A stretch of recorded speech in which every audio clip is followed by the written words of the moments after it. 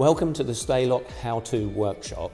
Today we're looking at the Swage Toggle Fork 038 ET and 132 ET. All of the information can be found on the Sta-Lok website. The Swage Eye Toggle Fork is a modular system made up of a number of components. So let's look at those components. We have the toggle pin and split pin,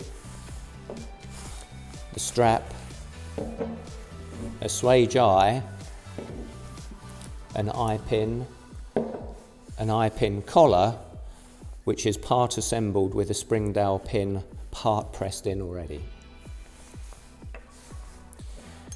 Take the strap, place the eye into the slot, put the eye pin through both of those and place the eye collar over the pin. It's important to get the lines lined up so that we know that that pin will go straight through.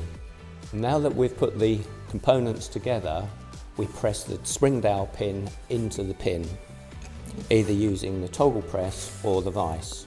Make sure that the lines are directly in line so that the pin will go straight through. Now that we've assembled the eye toggle swage, the last step, once it's attached to the mast or the chain plate, is to put the pin in to secure it with a split pin.